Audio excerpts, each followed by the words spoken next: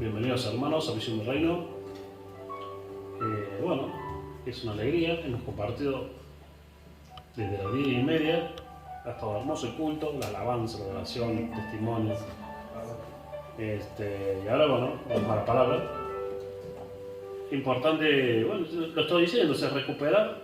O sea, siempre se ha predicado y se sigue predicando el Señor en todas las iglesias, pero había una tendencia, o estaba habiendo una tendencia muy por ahí la lechita espiritual, y lechita poca y encima lechita aguada, porque bueno, las personas no somos así las personas, ¿verdad? Antes, y yo he vivido y he pasado muchas palabras, ¿no? Capaz una hora, y pastor que a veces se hace denso y uno empieza a bostezar, ¿no? Es mucha letra así cargada, pero por ahí, como humanos que somos, nos vamos al otro extremo, ¿no? Que está bien, gloria a Dios, mucha presencia del Señor, mucho gozo, muchas experiencias, pero para ahorita poca. Entonces que el Señor ayude a encontrar el equilibrio de que nunca nos falten las visiones, las profecías, la llenura, el gozo, la presencia, pero que tampoco nos falte la palabra. Incluso yo sentí empezar con Pablo esta serie de estudios, porque para mí Pablo, bueno, aparte el máximo Señor, por supuesto, Jesucristo es el modelo de los modelos. Pero después, humanamente, Pablo era un varón, era un hombre tremendamente poderoso en el espíritu, pero tremendamente poderoso también en el estudio dirigente de la palabra y en la exposición de la palabra. Por eso, tenemos que tener todo. En realidad, no hay que conformarse con poco. En ningún sentido hay que ambicionar lo mejor. No en el sentido pecaminoso de ambicionar, sino de negar cosas buenas. Y antes vamos a comenzar por nuestro pasaje de tema, que es Marcos, o San Marcos, para algunos que son más puntillosos con el Evangelio según San Marcos, capítulo 16, versículo 15. Y les dijo, Jesucristo, les dijo, ir por todo el mundo y predicar el Evangelio a toda criatura. El que creyere y fuere bautizado será salvo, mas el que no creyere será condenado. Y estas señales seguirán a los que creen. En mi nombre echarán fuera demonios, hablarán nuevas lenguas, tomarán en las manos serpientes, y si bebieren cosas mortíferas no les hará daño, sobre los enfermos pondrán sus manos y sanarán. Hemos estado ayer, me acompañaron Walter y Fernando, hemos estado allí en Córdoba, en la reunión que se hace de la UAD mensual. Y era especial, era un tema especial esta vez, no era meramente juntarse y recibir anuncios e información, sino que era en el marco de una semana o una jornada evangelística, misionera, que lo viene realizando años y años la iglesia del pastor Mazalica. Ellos son los pioneros en Córdoba de las misiones. Yo era pichón, yo era jovencito, adolescente, ¿no? Y me asombraba de la iglesia del pastor Mazalica. Y ya eran los primeros acá en Argentina, por lo menos acá en Córdoba, de enviar misioneros. Y bueno, hemos estado ahí y viene con esto, ¿no? El evangelismo y misiones son las dos caras de una misma moneda. Y también un dato lindo como argentinos, dice que Argentina, exceptuando Estados Unidos, después de Estados Unidos, ya es el país que más misioneros envía. Más misioneros forman y envía el mundo. Siempre, hace años, bueno, había comenzado ya 6 años atrás siendo Reino Unido, o antes, no sé, 200 años atrás, 300 años atrás, el Reino Unido, y ahí nomás empezó Estados Unidos, detrás del Reino Unido, y hoy por hoy el segundo país que envía más misioneros somos nosotros. Así es. No, me refiero a la iglesia argentina, no a nosotros. Es que, bueno, algo para celebrar. Y un pastor chileno que estuvo exponiendo, predicó sobre este versículo, lo leo, no voy a explicar esto, pero viene el caso y viene en consonancia con el pasaje de nuestro. Mateo 16, 18, un versículo. Dice la palabra del Señor. Le doy un minuto que lo busquen. Mateo 16, versículo 18.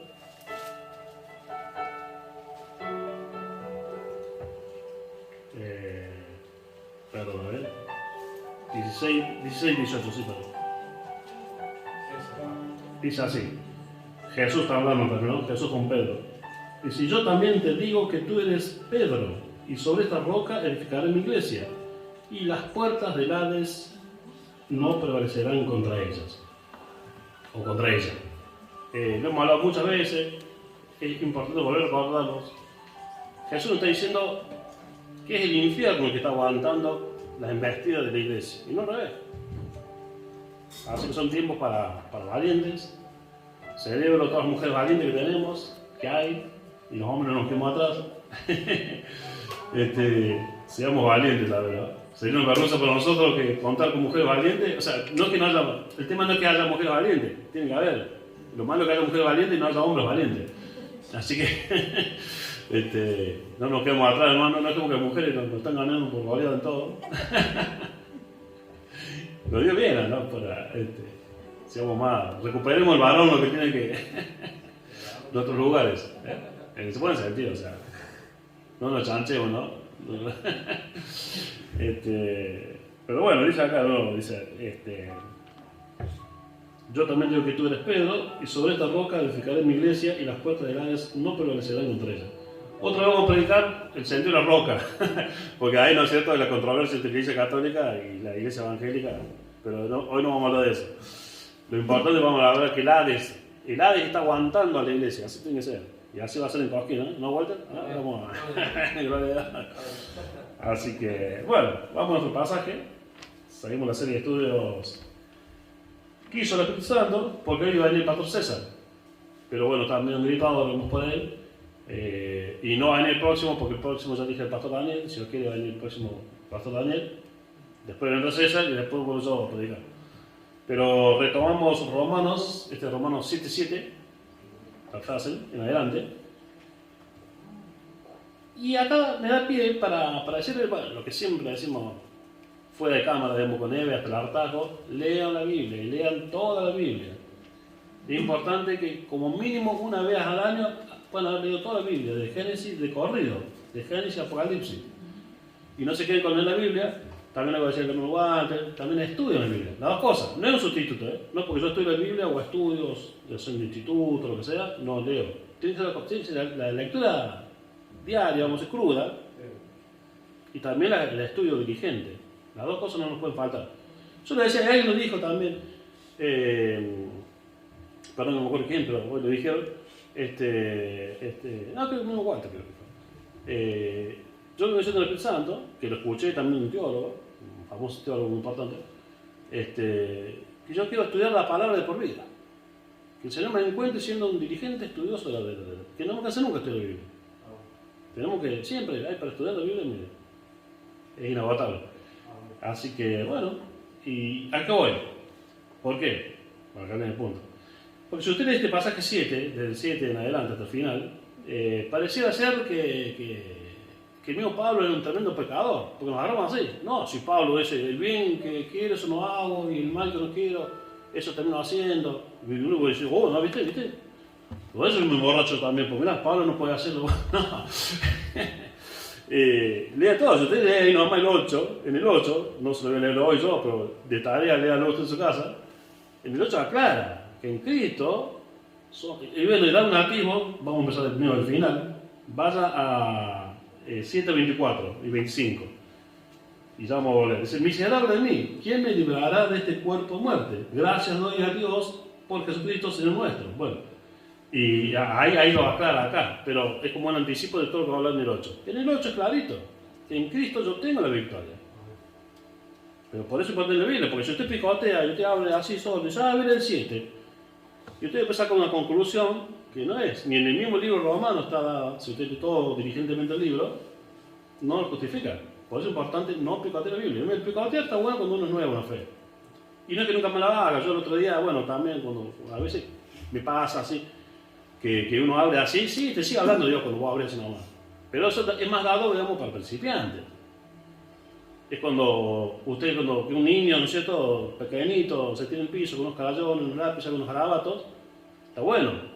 Salvo, o que sea Picasso, bueno, pues se grande y haga garabatos. pero me refiero, un niño tiene que haga garabatos. O sea, una persona de 25 años no sabe el piso de ese garabato. O sea. Pero bueno, no es que nunca más usted haga así que la Biblia, pero léala de corrido, estudie, investigue la palabra. Saque conclusiones contundentes, sólidas. Entonces, si usted lo lee solo, suponga agarra la Biblia hoy y lee 7, va a decir, no, bueno, si Pablo, pobre Pablo, nunca pudo agradar a Dios. No. Y acá parece ser que hay un par, como siempre, 2 o 3 interpretaciones. Algunos teólogos sostienen, de acá Pablo está hablando, haciendo como una historia de la humanidad, ¿no? O sea, como empezando con la inocencia de los tiempos de Adán y Eva, ya aparece el pecado, pero aparece el pecado sin que la ley, porque no es que nunca está el pecado, si usted lo entiende bien, sin que esté la ley escrita. De hecho, cuando Caín mata a Abel y hay todo, ¿no es cierto? Siempre tuvo pecado, pero no estaba la ley mosaica escrita, o el Pentateuco, el Antiguo Testamento. Y bueno, y viene sed del siervo de Dios, pero no tenía una Biblia. Y así, ¿no? Podemos llegar a Noé, podemos hablar a Abraham, Isaac, Jacob, José, todo hasta Moisés, no tenían la palabra escrita. Pero sí había conciencia que era pecado o no era pecado. Lo que va a hacer la ley ya y la fina. A mí un ejemplo que se me ocurrió era acá, vio que hasta nosotros, bueno, siempre hubo gente que andó sin casco en moto. Pero siempre se supo que era peligroso, o por lo menos 70, en los 80, en los 90, se sabía que era peligroso andar sin casco. No había una ley, no había nadie que multaba, pero era un riesgo, era un problema. De hecho ya existen los cascos, usted ve las películas de los 60, lo que sea, ahí existen los cascos por moto. Después se dice, no, ahora hay una ley del 2000 y pico, si usted anda en la ruta o en el barrio acá sin casco, multa. Lo que hace la ley es mostrarnos la realidad de esa falta, de ese delito, ese pecado. Pero y si se puede vencer Cristo, entonces una interpretación teológica sería como decir, bueno, es como un reconto de la humanidad, estaba en la inocencia, la nieva, pecan, son seducidos por la serpiente, pecan, ¿no es cierto? Después viene todos generaciones sin ley, viene ley que me muestra la gravedad de los hechos y voy a llegar a la gracia. Y en Cristo sí que soy vencedor, sí que tengo autoridad para vencer el pecado, el Espíritu Santo me da la victoria para llevar una vida de santidad. Sí podemos entrar capaz ahí, los que nos pasa, a mí me pasa mucho, que uno decir, bueno Señor, yo supongo me levanto a las 6 de la mañana, ¿no? Y digo, yo dije, me levanto a las 6, digo, Señor, mañana me levanto a las 4. Ahí sí que está la carne del cristiano, hay un cierto grado de carnalidad, pero no la carnalidad que sigo siendo un ebrio, o sea, un beodo. Entonces sí hay, eso sí no juega, pero no soy un impío, sino que digo, Señor, yo mañana me levanto a las 4, Señor, qué hermoso, porque escuché que Wiley se levantaba a las 4 de la mañana, qué sé yo, papá. Y supongamos que yo empezamos a las 6. Y ese día, ¿qué pasa? No solo que no me levanté a las 6, o sea, no solo que no me levanté a las 4, me levanté a las 8. Ni siquiera me levanté a las 6 como me levanto. Bueno, ahí la carne, ¿no? Como que el reloj lo puse a las 4 y como la carne me dijo, no, dormiste un par de horas más. Entonces hay cosas de esas. O Señor, mañana voy a salir a partir tratado tal, mañana voy a salir y después no salir. ¿Qué se pasó?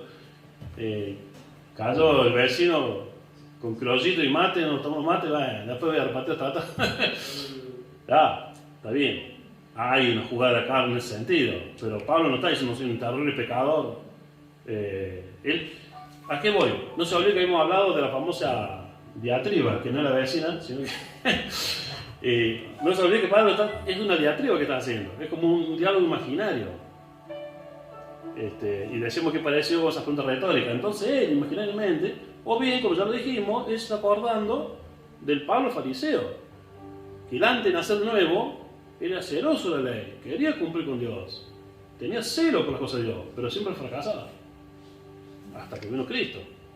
De hecho, creo que la mayoría de los pasados, que creo que venimos de un contexto de que hemos sido cristianos o no hemos considerado, aún antes de nacer de nuevo, cristianos. Por estar en Occidente por sí solos, ya nos dicen, vemos iglesia por tu lado, nos dicen que somos cristianos cuando lo hacemos. Y a mí me pasaba, yo acepté a Cristo a los 14, muchos ya lo saben, y yo, claro, yo quería ser cristiano, o sea, yo era cristiano supuestamente, y quería ser cristiano, y a mí me pasaba, de querer cumplir con Dios, y pecado, y me sentía mal, hasta que no nacimiento. Y así, pues mira, Lutero, le pasó bien. Era monje, imagínense si no se sentía cristiano él, si era monje. Pero él fallaba y fracasaba, y con la ley como que sentía la respiración, la ira de Dios acá en la nuca, que le respiraba, hasta que aceptó. Leyó junto de Romanos y vio ahí que es por gracia la cuesta, que es Cristo el que me da la victoria. Entonces, por ahí va la cosa. Bueno, hago un paréntesis, se me vino ahora el pensamiento. Hablando de Lutero, el lunes pasado, no solo fue Halloween, para la mayoría fue Halloween, pero no, el día de la Iglesia Evangélica. ¿Y por qué? Porque el día que en 1517, en el castillo de Wittenberg, Lutero clavó las 95 tesis. El día cuando surge la reforma. Y mire, uno de Lutero puede criticar, no es ningún santo, o sea, no es ningún santo en el sentido que no es ningún... que santificó un Cristo. Ahora tenía sus cosas, y en el contexto de la época tenía las suyas, pero nadie puede negar el valor de Lutero, que se plantó ante el poder romano, del papado, y el poder del imperio, un ejército solo, tuvo el valor, con la palabra nomás, de desafiar el poder de su época, poder político imperial y el poder de la iglesia de su tiempo. Tuvo agallas, por eso volviendo al tema de ser valientes. Son tiempos para tener agallas, amor, con la palabra, no con la violencia de los puñetazos, nada, con la palabra. Porque sabemos, ya me he hartado ya desde el año pasado, ¿vale? Que lo que se está enseñando, lo que se va imponiendo, lo que se va aceptando, y desde el poder se imponen cosas que no son bíblicas. Y ahora que emerjan los valientes, con amor, como se hizo mi esposa, mucho amor, pero con mucho valor. Yo creo que ahora de los luteros, Lutero en el sentido de confrontar lo que se está enseñando y lo que se está imponiendo, que es totalmente torcido conforme a la palabra del Señor. Bueno, ahora vamos a leer la palabra. Dice 7:7. ¿Qué diremos pues? La ley es pecado en ninguna manera, pero yo no conocí el pecado sino por la ley, porque tampoco conociera la codicia si la ley no dijera no codiciarás. Y acá aprovecho, comentar el margen, también se forma, bueno, cuando hablamos por el diezmo, la ofrenda, no es malo la prosperidad, lo que es malo es la codicia. No con eso vamos a caer en la prosperidad. Eso es con su distorsión de las cosas. Si yo soy un pato que todos los domingos le hablo de prosperidad, o sea, pero ahora en sí, la prosperidad no es mala. Lo que Dios condena es la codicia. Si usted es prosperado o quiere prosperar por codicia, o por poder, o por pisar la cabeza a otro, no, eso es malo. Bueno, mas el pecado, tomando ocasión por el mandamiento, produjo en mí toda codicia, porque sin la ley el pecado está muerto. El caso del casco, dice yo. El riesgo estaba. No es que ahora hay más riesgo de sufrir un accidente en moto, porque ahora existe la ley que dice que si usted usa casco, lo van a multar. Los riesgos son los mismos. Lo que pasa es que antes usted podía haber un riesgo suyo, usted andaba y bueno, nadie le iba a multar porque andaba sin casco. Y yo sin la ley vivía en un tiempo, pero venido el mandamiento, el pecado revivió y yo morí. Por eso también algunos, esa analogía, ¿no? A lo mejor estaba hablando desde los comienzos de la humanidad. O eso también, ¿no? Cuando uno es cristiano o un niño y cree en Dios y ya sabe que mete la pata, y después ya entiende bien, y bueno, pero después necesita salvación. Y gloria a Dios por Jesucristo, por la salvación. Y hallé que el mismo mandamiento que era para la vida, en mí resultó para muerte. Porque el pecado, tomando ocasión por el mandamiento, me engañó. Y por él me mató, espiritualmente hablando, ¿no? De manera que la ley a la verdad es santa. Y el mandamiento santo, justo y bueno. Venga acá a aclararlo, es santo, justo y bueno. No es maldición la ley. Luego, lo que es bueno vino a ser muerte para mí en ninguna manera, sino que el pecado, para mostrarse el pecado, produjo en mí la muerte por medio de lo que es bueno, a fin de que por el mandamiento el pecado llegase a ser sobremanera pecaminoso. O sea, saliera bien a la luz lo malo que es. Y hay un relato con unos comentaristas que estaba leyendo hoy en la mañana. Dice que un hecho en España, que fue una historia verídica, de unos niños, había un señor que tenía una quinta tapiada, y unas peras hermosas, riquísimas peras. Y había unos niños todavía, esos niños saltaban a la tapia y se comían las peras, el señor se comía las peras. Y un día lo agarra con una mano en masa el señor. con mucho amor, todo. Dice, pero chicos, dice, ¿por qué hacen eso? Golpeenme la puerta, yo les doy las peras que quieran. Y dice que nunca más saltaron los niños. O sea que el tema no era querer comer pera. El tema era esa, la trampa, ¿no? El sacarla sin que me vean, como esa maldad. Cuando salió a luz y salió la propuesta del dueño de que van a comer las peras que quieran, no le hicieron más. A veces, bueno, ¿qué cosa? El pecado muestra eso, pero Dios no es para que no nos muestre el pecado para matarnos, sino para darnos vida. Entonces dice, porque sabemos que la ley es espiritual. ¿Por qué sabemos que la ley es espiritual? Mas yo soy carnal, vendido al pecado. Bueno, nosotros, por este caso, ¿no? Nosotros decir esa ya, no cosas terribles, sino que, bueno, vencer esa fiaca de poder levantarnos temprano, o sea, asumir compromisos de ir a repartir tratado de ir, esas cositas, ¿no? Que esa la carne nos sigue jugando. Porque lo que hago no lo entiendo, pues no hago lo que quiero, sino lo que aborrezco, eso hago. Pero ya lo dijimos, acá en el estamos hablando en Pablo antes de la conversión, ¿no? Y recuerda que estaba hablando gente que conoce la ley, pero todavía está en ese proceso de ser convertido. Y si lo que no quiero, esto hago, apruebo que la ley es buena. De manera que ya no soy yo quien hace aquello, sino el pecado que mora en mí. Y yo sé que ni esto es en mi carne, no mora el bien, porque el querer el bien está en mí, pero no el hacerlo. No seamos como el chiste mío habla del hombre nuevo, o sea, con todo el día. Bueno, claro. Después si quería tu hombre nuevo salió peor que el otro, dice, no. Porque no hago el bien que quiero, sino el mal que no quiero, eso hago. Y si hago lo que no quiero, ya no lo hago yo, sino el pecado que mora en mí. Eso van a creer todo de contexto, porque nosotros pecamos, no es la culpa del diablo, también lo vamos diciendo. O sea, en el huerto, el diablo, pues yo siempre lo enseño, no es que sacó la fruta o el fruto prohibido, se lo mete en la boca a Eva. Come, y muérdelo, no. Lo sedujo y después Eva lo sedujo al pollero de Adán, o sea,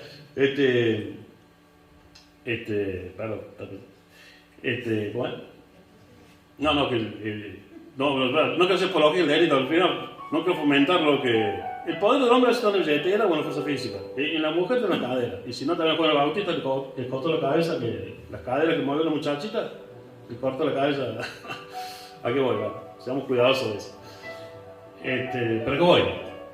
Porque si no, acá es fácil, si yo leo esto solo, no, ves que no peco yo, porque yo, el diablo, y metí la cola.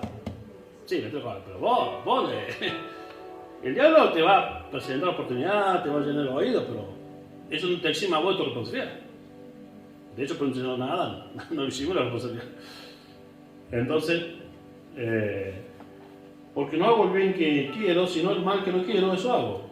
Y si hago lo que no quiero, ya no lo hago yo, sino el pecado que mora en mí. Así que queriendo yo hacer el bien, hago esta ley, que el mal está en mí. Se supone que no está el Espíritu Santo y el Señor Jesucristo en mí, ¿no? Porque según el hombre interior, me deleito en la ley de Dios. Esto va en casa. El que se considera cristiano todavía, como a mí me pasaba, pero no nació mal. O una vez más, el Pablo cuando era fariseo.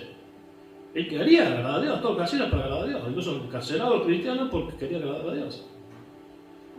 Entonces dice 22. Porque según el hombre interior me deleito en la ley de Dios. Pero veo otra ley en mis miembros que se revela contra la ley de mi mente y me lleva cautivo a la ley del pecado que está en mis miembros. Miserable de mí, ¿quién me librará de este cuerpo de muerte? Y acá leímos, gracias doy a Dios por Jesucristo, Señor nuestro, el Señor que nos libre y nos da la victoria sobre el pecado, sobre la muerte, sobre el mundo y sobre el diablo. Amén. Entonces dice, gracias doy a Dios por Jesucristo, Señor nuestro. Así que yo mismo con la mente sirvo la ley de Dios, más con la carne a la ley del pecado. Pero acá, usted empieza a leer el 8, si quiere leer unos pocos versículos rápidos, lo vamos a estudiar todo domingo, o el comentado que el próximo, pero esto lo aclara. Ahora pues, ninguna condenación hay a los que están en Cristo Jesús, los que no andan conforme a la carne, sino conforme al Espíritu, y así bla bla bla. O sea, ve que, si usted sigue avanzando, no se quede con esto. No, si Pablo ve lo que es Pablo, que él pecaba, que nunca podía triunfar. No. Acá dice, en el 8.1 y en adelante, ahora pues ninguna condenación hay para los que están en Cristo Jesús, los que no andan conforme a la carne, sino conforme al Espíritu. Porque la ley del Espíritu de vida en Cristo Jesús me ha libertado de la ley del pecado. Y así, todo el 8 lo vamos a ver. Que sí se puede tener victoria sobre la carne, obvio, en Cristo. Y esto, bueno, es un llamado a todo aquel que se siente atado, o se siente condenado, o se siente frustrado.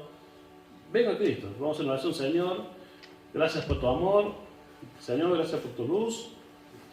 Envístenos también de poder, Señor, de valor, para hacer nosotros luz, porque a eso llamaste a tu iglesia, a hacer luz, como una ciudad sentada en un monte no se puede esconder, que no nos escondamos ante las filosofías y las costumbres y las modas de este tiempo, Señor.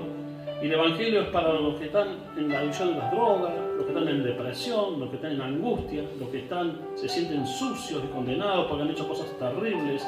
Para eso vino Cristo, para eso pagó el precio en la cruz. En Jesucristo hay salvación, en Jesucristo hay libertad, en Jesucristo hay liberación. Y aún sanidad, aún cuando los médicos te desahucian, y gloria a Dios por los médicos.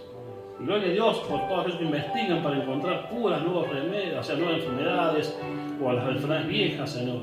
Pero aún cuando la ciencia te desahucia, Jesucristo te sana. Te sana, te liberta, en Jesucristo hay poder. Solo en Él, a Él sea la gloria, la alabanza y el honor, y el poder y el imperio por los siglos de los siglos. Amén.